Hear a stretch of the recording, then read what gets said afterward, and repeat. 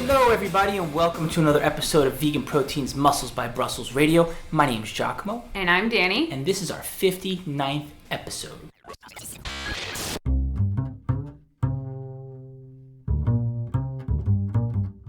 So what's up, Danny? Not a whole lot. It's Friday afternoon. It's been a crazy work week, personally, for me. I don't know about you.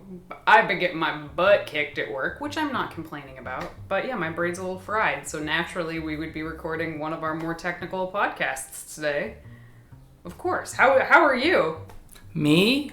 Well, not to say that I'm not affected by your stress, because I definitely feel for you. But I got some of my own projects going on, but nothing too crazy. Honestly, personally, I'm getting deeper into my training, so my fatigue levels are going up, and I'm sort of adapting to that. Oh my God, Giacomo did a caffeine deload last week. He did 0 caffeine last week whatsoever, and he was miserable, people. Miserable.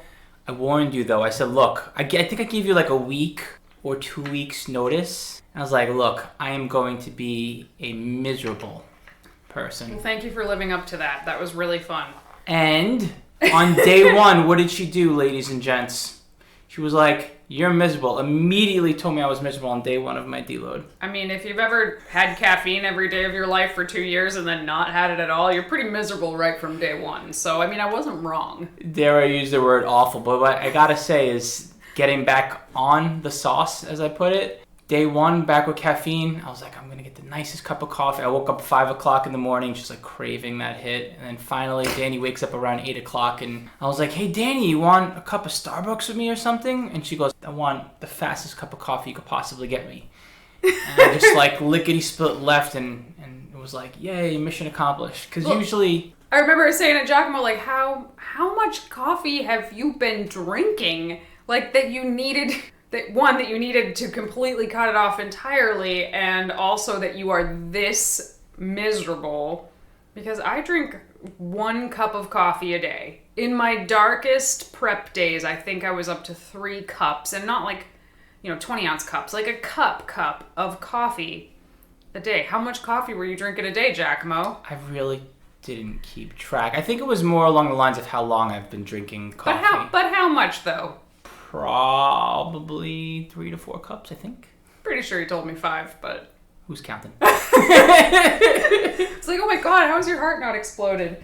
Anyway, so yeah, it was an interesting week. Speaking of coffee, you know what coffee's really high in that no one ever talks about?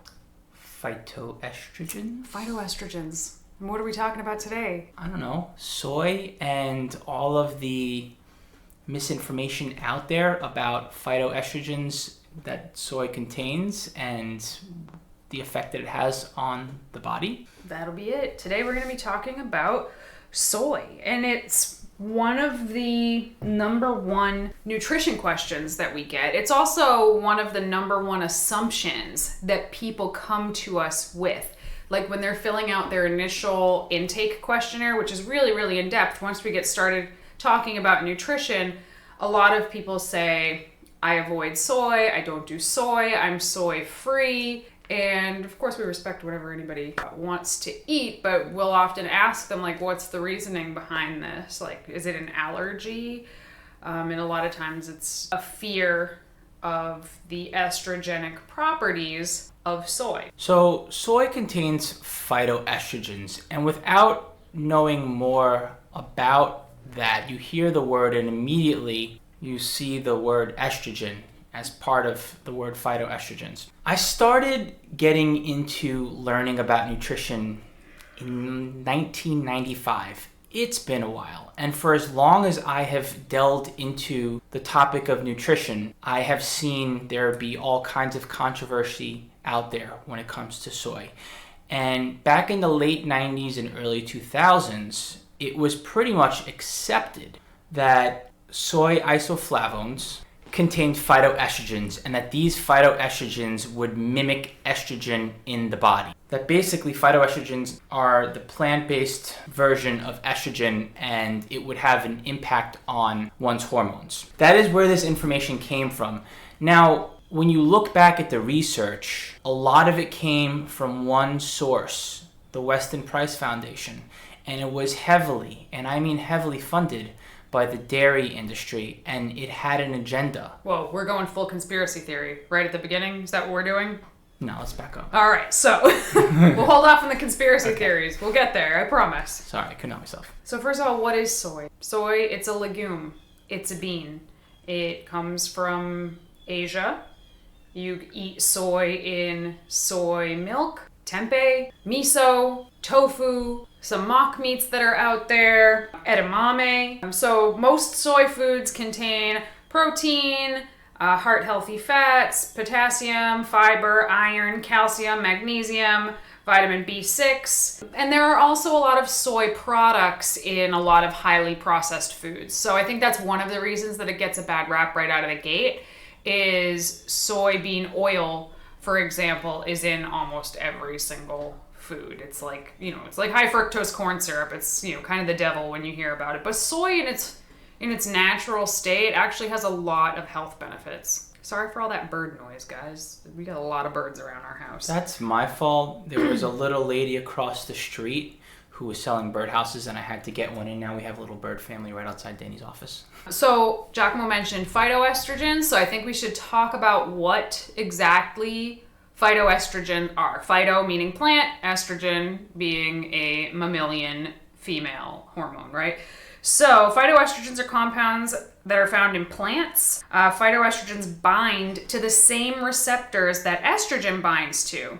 When they bind, estrogens cannot bind to those receptors, right? So there's a receptor, it's for estrogen. The phytoestrogens can bind to it, but if it does, then there's no place for the estrogen to bind. So it therefore minimizes estrogen's effects. Hopefully that gives you like the basic gist. Now I started by saying that phytoestrogens are found in plants. In any conversation that you have with somebody about nutrition, just a casual conversation about phytoestrogens, soy is going to be the only thing that is mentioned. I guarantee you it's going to be the only thing that comes up in conversation. Here are some other foods that also contain phytoestrogens. Coffee, which is how we started this conversation. Coffee, tea, broccoli, flax, beer, carrots, oranges.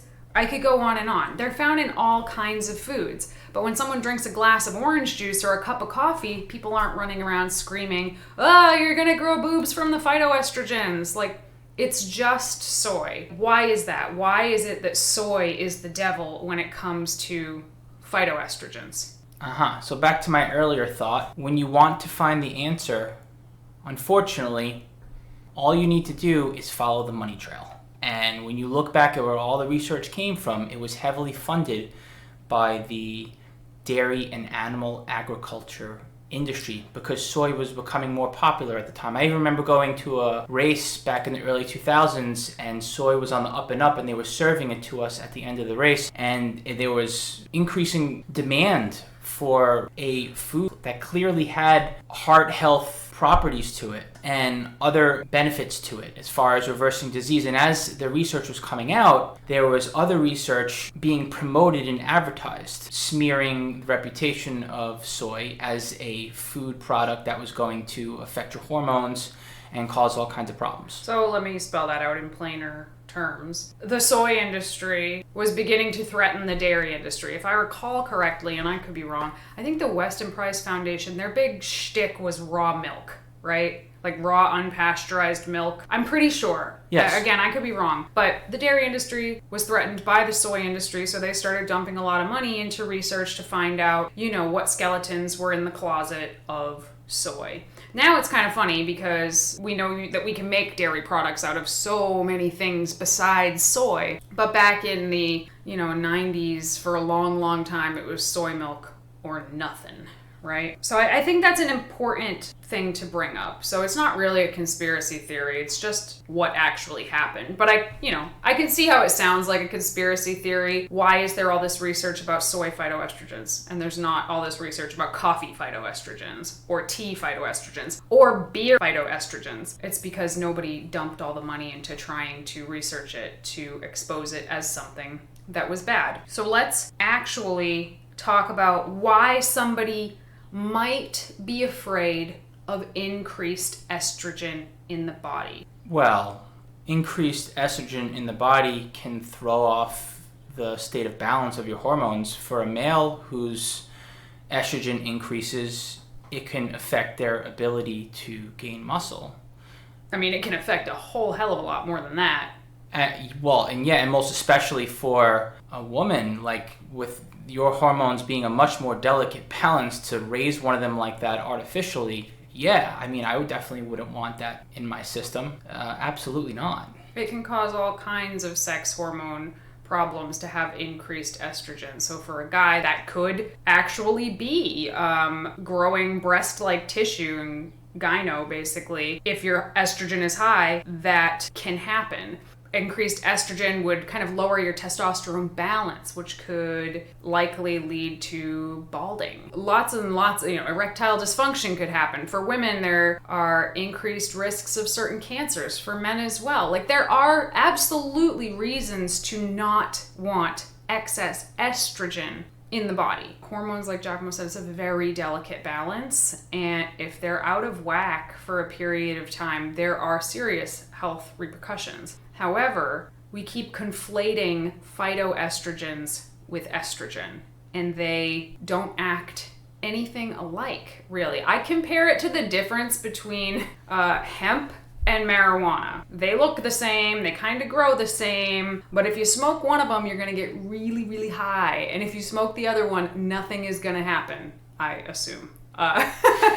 But they're not the same. Remember when we were trying to get like hemp to be big in the States because it's so sustainable, and people were afraid all the kids were gonna smoke it, and it was like, no, that's actually not how it works. They're different things. Yeah. And it took a long time to get people to realize they're completely different things. Yes, hemp protein powder, even people were scared of it. Yeah, I remember. In fact, it's still illegal to send it to some countries, right? I don't even know anymore. I'm certain, because when we ran our store, sometimes people would order from other countries, and we always put in free samples, and they would say, please do not put in any hemp-based free samples because it will get confiscated at customs. Anyway, I digress. The point.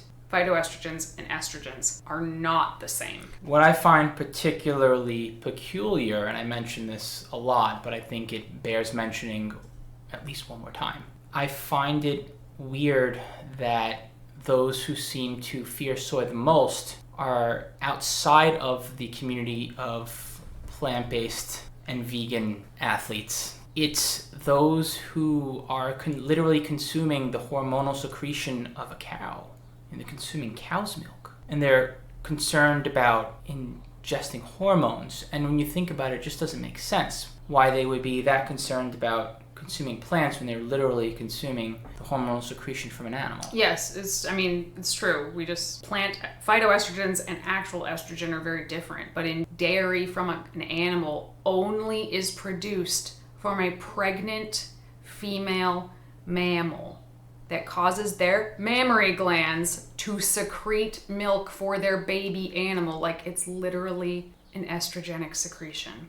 So I don't even take what non-vegans say about soy even like a hair seriously, because it literally makes no sense whatsoever. So I don't feel like we need to tackle that. I think most of the people who do listen to this podcast understand that soy is definitely far less estrogenic than dairy milk.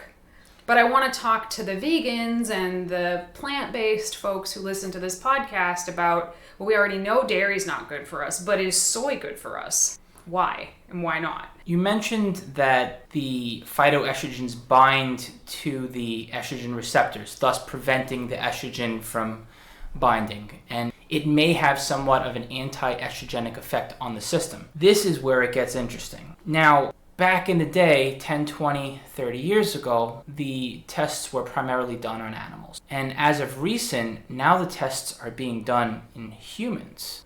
And this is where we're finding health benefits to consuming soy, right? What a concept. So in the rodents, particularly, so the first tests were done on rodents. The studies were across the board in terms of testosterone levels in particular. In some studies, it raised testosterone. In some studies, it lowered testosterone. In some studies, it did nothing to the testosterone. But rat studies and mice studies don't translate very well to humans. in general, which is why they should all be ended anyway. But what is much more interesting is the human studies Giacomo was about to tell you about. Well, I got a couple. The first one is from the American Journal of Clinical Nutrition from Messina, and this study showed that there was an anti-estrogenic effect specifically in premenopausal women, which was shown to help them prevent breast cancer. Pretty important. Another study in the European Journal of Clinical Nutrition, this was a study on 24 men, and at the end, their testosterone stayed exactly where it was in the beginning. Those on the part of the study, and it was randomized, but those who were consuming 7 times more soy than the low soy group, actually, not only did they have the same level of testosterone as when they started, it also showed that their PSA levels decreased, their prostate-specific antigen levels, which basically means that they have a lower chance of developing prostate cancer. So, once again, showing for both men and women, anti-carcinogenic properties were shown. And I mean, I don't think there are any studies on this, but I assume that it would stand to reason that there would be similar results to other plants that also have phytoestrogens, like coffee, like flax. Just an interesting thing I thought of. One other thing, and last study for now, I promise, because I'm sure you have some stuff to share as well, Danny. In a study from the National Center of Biotechnology Information, in this study, phytoestrogens were actually shown to have a interaction with osteoclasts and osteoblasts. And these two things are responsible for building bone by way of collagen and calcium. And the phytoestrogens actually were able to help osteoclasts and osteoblasts build bone in a non-estrogenic way. One of the things that I found interesting in some studies was that phytoestrogens could possibly suppress the clinical symptoms of menopause by decreasing endogenous estrogen. So endogenous is just the estrogen that you normally have, that you produce. I don't understand the mechanism by which that happens, but it does appear that consuming soy may make those crummy experiences of menopause, like hot flashes and waking up in the night, and just weird periods until your period stops, could decrease those symptoms. I thought that was pretty interesting. But something that I think could be beneficial for people across the board is that in these studies that suggest that phytoestrogen can reduce total cholesterol and improve heart function. And I wonder, I would have to dive into this study specifically, but is the reduction in total cholesterol and the improvement in heart function, is that from consuming soy, or are they replacing meat and dairy on the plate with soy? So is it the inclusion of soy that protects against cardiovascular disease, or is it the exclusion of meat and dairy? And that's where the studies basically say that it's inconclusive as far as the reasons why. I would not be surprised if that had something to do with it, though. It is also suggested that soy, and isoflavones specifically, can reduce high blood pressure through a vasodilation effect. So that was in a study where they had 6 months of women that were postmenopausal taking isoflavones every single day, and it was shown to increase endothelial vasodilation. Again, I don't think a lot of this stuff, like all of these protective effects, I don't think they're unique to soy. You know, protection against cardiovascular disease and lower your high blood pressure from increased vasodilation. Like, you could say the same thing about kale. You could say the same thing about broccoli. And I think that is the point that a lot of people are missing, is that you could say a lot of these same health benefits about any plant, because soy is a plant. And it's really not that unique. For me, anyway, that's the biggest takeaway. Way back in like 2007, when I was trying to learn so much about this, I would read an article that said soy was bad, and then I would read an article that said soy was good, and I didn't know how to read research at the time, so I was like, I don't know what to believe. And then one day it just occurred to me that it's just a bean, and I wasn't sitting there freaking out about whether chickpeas were good for me or bad for me. It's just a bean that has been demonized by particular researchers, more or less. So as interesting as all of this research is, and I do think it is, and I could go on and on and on, because soy has been studied to goddamn death, basically. And the human studies largely show health benefits. Certainly there are some studies that show, unfavorable results for soy, but if you look at the breadth of studies, most of them show some kind of health benefits. But I think it's cool, like yay, go soy, but also I don't think it's that mind-blowing either. We could say this about all plant foods. Phytoestrogens affect blood sugar regulation. It's proven that lower incidences of chronic disease is found in East Asia, where people consume soybeans containing isoflavones. Phytoestrogens are associated with weight loss. Literally, I could read through these over and over and over again. Phytoestrogens help to minimize hormone-dependent tumors. They're great catchy headlines. They are. I definitely am all for the inclusion of soy into a well-balanced vegan diet, unless you have a true allergy. And I'm not talking about one of those sensitivities you gave yourself by not eating it for 3 months. I'm talking about an actual allergy. Including it, I think, is beneficial, but I also don't think it's anything special. Is it worth bringing up hypothyroidism and when you need to take a medication and how you need to basically space out when you're consuming soy because it can affect the medication itself? I mean, I think that a lot of medications have lots of interactions that we should know about and we often don't know about. I don't know why these things aren't just discussed when you pick up your prescription.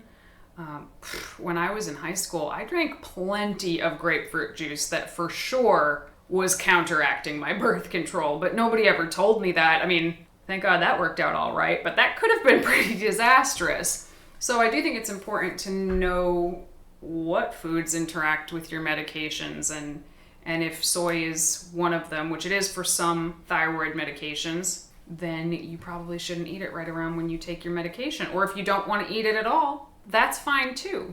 I don't think anybody has to eat soy because they're vegan. I don't think it's a requirement. I think you can absolutely be a soy-free vegan bodybuilder, even a soy-free vegan bodybuilder with high protein goals. But I do feel that it does limit you from a lot of really delicious and nutritious foods. Because there are so many different ways that you can prepare soy, and we're still looking at it as a block of bean curd instead of all the delicious ways that you can prepare it. I mean, you can make buffalo wings, you can mix it in with other vegan meats like seitan and make unchicken cutlets out of it, or what have you. Make delicious puddings and desserts and ice creams. I mean, you can make a lot of things, but you can also make them out of other foods.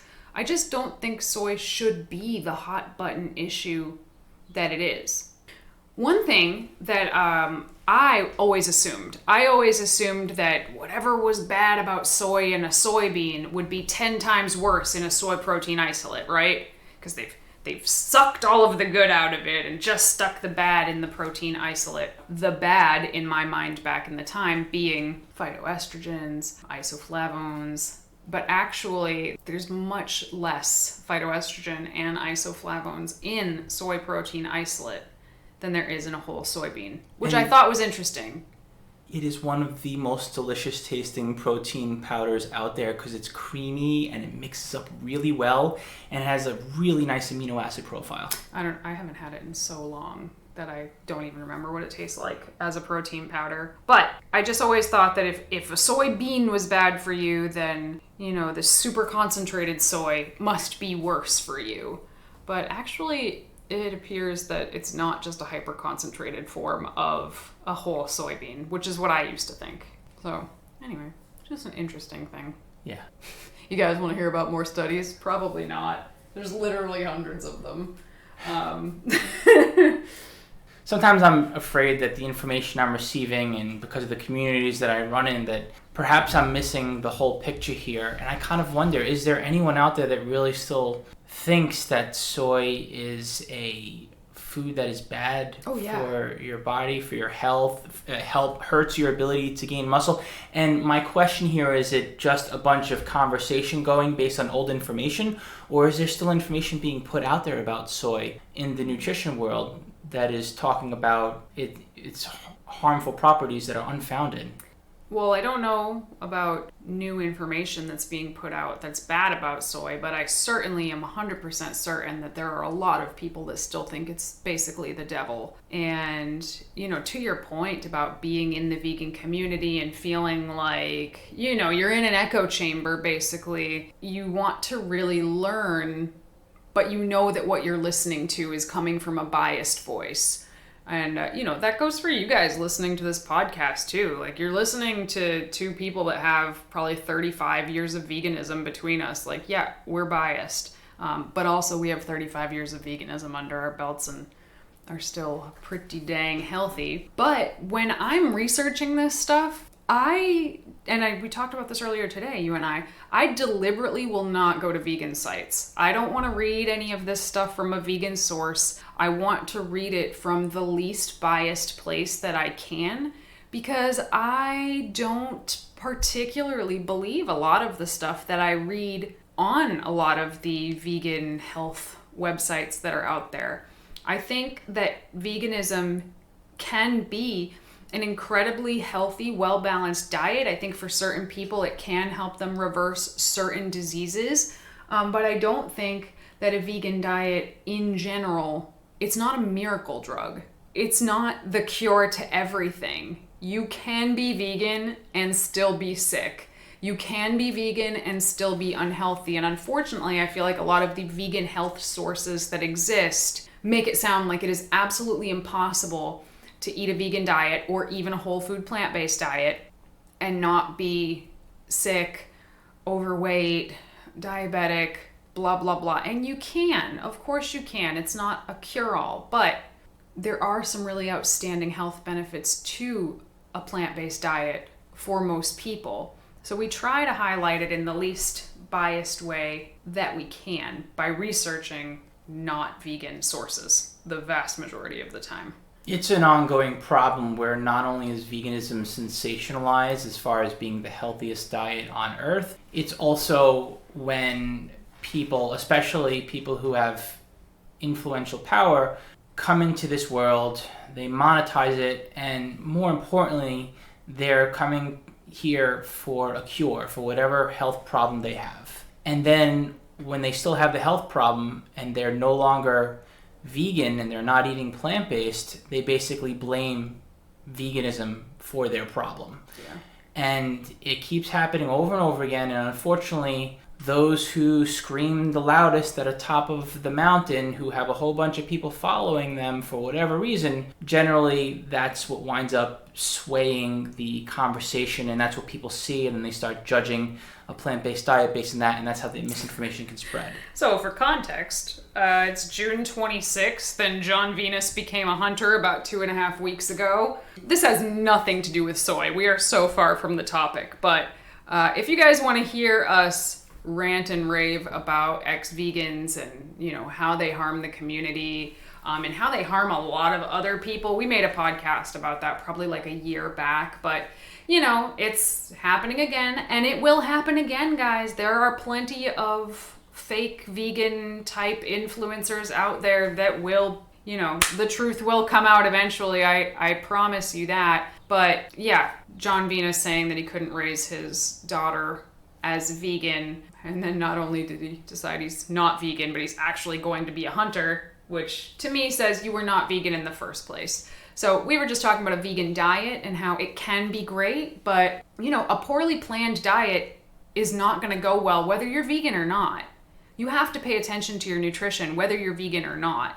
But veganism, as opposed to being plant-based, veganism is an ethical decision. It's something that you decide to do not because you want to lose 10 pounds. You do it because you believe in your heart that it's the best way that you can live. For whatever reasons, for the animals, for the environment, for all kinds of reasons.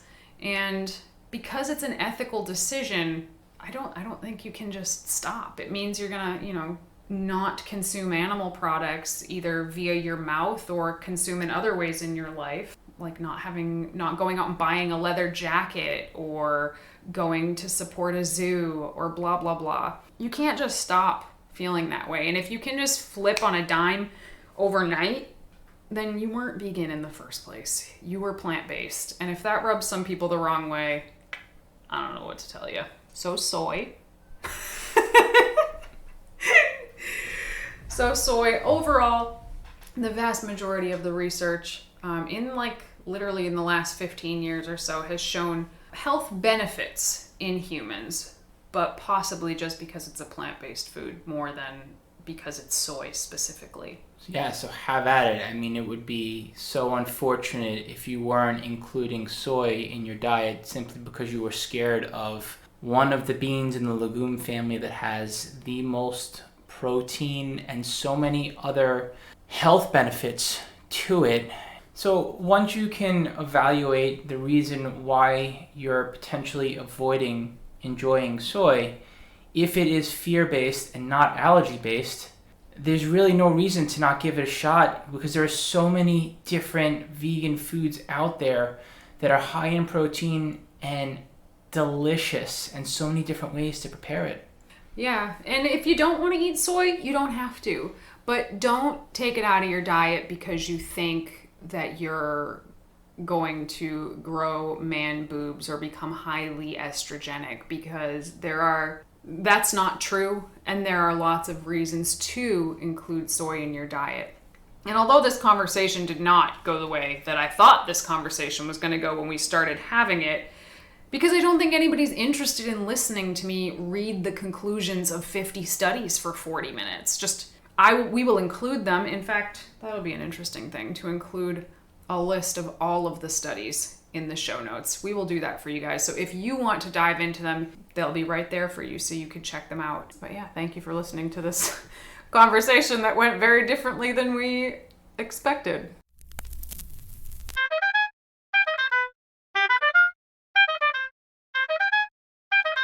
All right, moving on to the questions. Here we go. I am a vegan who has a lot of dietary restrictions and also trains 4 to 5 days a week. I'm struggling to get adequate food in, as well as struggling with binge eating junk food every couple of days. Is this something you have experienced with giving nutrition plans? So we're looking at someone who is struggling to get adequate food in, and in their attempt to get the right kind of food in, or enough, I'm not quite sure exactly what's going on there, I would need more context, but the point is that as they're trying to eat a certain amount of food or eat a certain way, they wind up eventually getting into the cycle of binge eating. So all kinds of things here come to mind. The first thing that I would do when I want to make sure that I am programming for my goals and my caloric needs is to food track. And we say this over and over again, but it's true. But it's not only about tracking, it's about keeping a food diary. Because once you start to take a look at the types of foods you're eating based on how much you're eating, I mean how many calories you're getting in, sometimes you could have a whole lot of food on your plate, but that food is very voluminous, so you might feel overfull. However, you're not eating enough. And then you wind up perhaps binge eating on foods that are calorically dense and hyperpalatable because you need to eat more, but you get into this cycle where you're just bulk eating for a couple of days and feeling like you're missing out on eating nutritionally dense whole foods. Now I'm playing out this one scenario, but I really don't know what this person is going through specifically, which is why I would always start right in the beginning and find out what kind of food you're eating. The alternative could be when someone is perhaps not eating enough, or they're taking a reductionist approach to how they're eating in any kinds of ways, like avoiding certain types of foods. And then eventually, because they're either severely under eating or they're avoiding certain kinds of foods that they could sprinkle in moderation and enjoy because they're going to eat them again eventually anyhow, when it comes to a certain point, a week or two later, they wind up gorging on these foods or just gorging on food in general because they're just not eating enough. So these are two different scenarios, for example, that once again, I go back to my point, pay attention to the kinds of foods you're eating, not just how much you're eating, and keep some sort of a food journal, and then start to ask these questions, and you might have answers to as far as to why you're getting into this cycle of binge eating. And yes, this is something that is all too common. All right, here's our next question. Hi there, a question for the podcast. Is it true that you can't build muscle when you're in a caloric deficit? I've been trying to heal my quadricep tendinosis with a doc in PT, which includes building strength in some nearby weaker muscles. I haven't made much progress, so I wondered if the fact that I'm in a cut could be affecting that. Thanks. So this is a really good question, and we have kind of touched upon this before in podcasts, but if it's possible to build muscle in a caloric deficit, or if it's possible to lose fat and build muscle at the same time, is a very similar question. It's possible, but only under very specific conditions. So some of those conditions would be if you're very young, if you're a teenager, it might be possible for you. If you have a lot of weight to lose, like 50 plus pounds, you can probably build muscle in a caloric deficit. If you have taken a long break from training, like a year, if you're in your first year of training, or if you are on performance enhancing drugs. Under those circumstances, it's fairly easy to build muscle while in a caloric deficit. Now, because the muscles around your quadricep tendinosus are so weak, and they probably haven't been trained this way before. It's almost like those muscles have taken a big break from the gym. So it may be possible to build some muscle up in those areas, even in a deficit. However, given the fact that you're dealing with an injury, your body is going to require more energy to heal that injury. If you put yourself back at caloric maintenance or even in a slight caloric surplus, all that additional nutrition is going to be very helpful in, one, aiding those weak muscles to get stronger, and two, sending blood and vitamins and oxygen to the area to help repair it.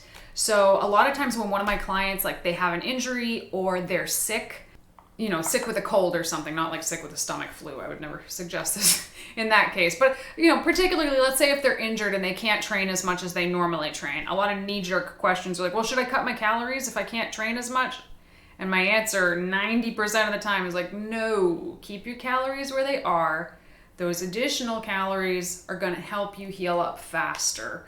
I think cutting calories because you're injured is only going to prolong an injury.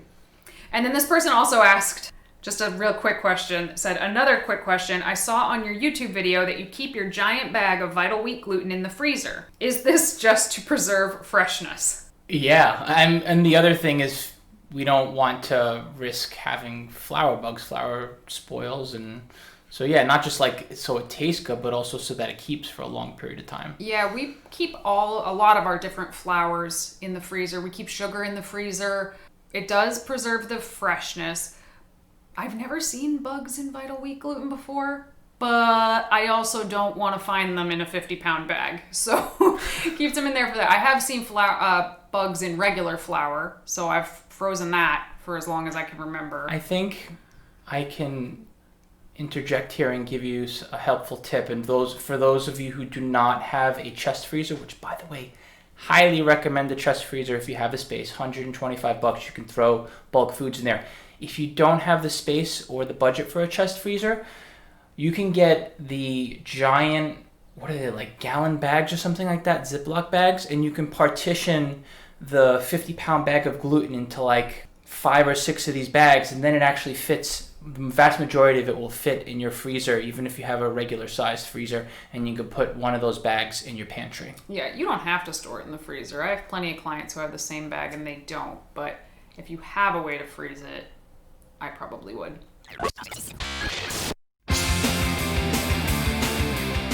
Anyway, everybody, thank you so much for tuning in to today's episode of Muscles by Brussels Radio. I appreciate you sticking around while that podcast kind of went sideways, but I think it was a good discussion. If you have anything you'd like us to discuss, or you have any questions that you would like to have answered on this podcast, please shoot us a message, veganproteins@gmail.com, or you can find us on Instagram, Facebook, and YouTube, Vegan Proteins and at Muscles by Brussels. And if you're enjoying this podcast, please go ahead and leave it a review wherever you're listening to it. It really helps us get the podcast out there and in front of fresh eyes of people who might need to hear this information and wouldn't otherwise find it. Thanks so much for tuning in. My name is Danny. And I'm Giacomo. And we will talk to you soon.